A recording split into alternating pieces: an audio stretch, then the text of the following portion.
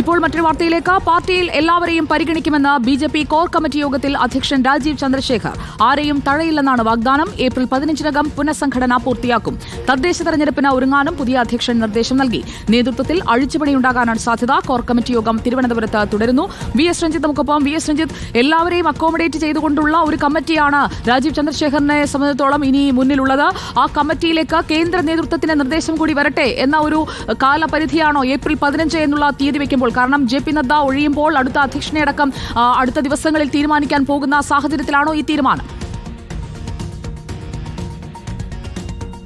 തീർച്ചയായിട്ടും അദ്ദേഹം ആലോചിച്ചുറപ്പിച്ച ശേഷം മാത്രം സ്വന്തം ടീമിനെ സെറ്റ് ചെയ്യുക എന്നുള്ളതാണ്. അതിൽ കേന്ദ്രത്തിന്റെ നിർദ്ദേശം തീർച്ചയായിട്ടും പരിഗണിക്കും. അതുകൊണ്ടാണ് ഇത്രയും സാവകാശം അദ്ദേഹം അക്കാര്യത്തിൽ ചോദിച്ചിട്ടുള്ളത്. അത് സംസ്ഥാനത്തുള്ള പുനഃസംഘടന മാത്രമല്ല, ജില്ലാ തലങ്ങളിലും പുനഃസംഘടന പൂർത്തിയാക്കാനുണ്ട്. ജില്ലാ കമ്മിറ്റികൾ പ്രഖ്യാപിക്കാനുണ്ട്.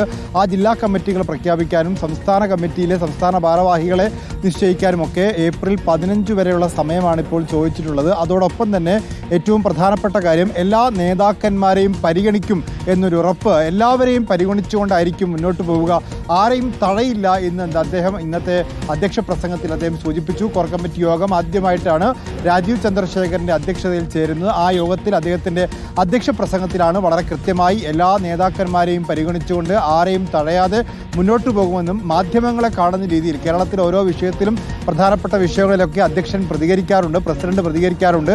ആ രീതി വേണ്ട, പ്രധാനപ്പെട്ട നേതാക്കന്മാരെ ചുമതലപ്പെടുത്തി ഓരോ വിഷയത്തിലും വ്യത്യസ്തമായ നേതാക്കന്മാർ ഓരോ ദിവസവും മാധ്യമങ്ങളെ കാണണം. അവർക്ക് ഓരോരുത്തർക്കും അതിൻ്റെതായ ചുമതലകൾ നൽകും. അങ്ങനെ ആരെയും തടയാതെ എല്ലാവരെയും ചേർത്ത് പിടിച്ചുകൊണ്ടുള്ള പ്രവർത്തനവുമായി മുന്നോട്ട് പോകും എന്നാണ് ഇന്നത്തെ കോർ കമ്മിറ്റി യോഗത്തിൽ രാജീവ് ചന്ദ്രശേഖർ സംസാരിച്ചത്.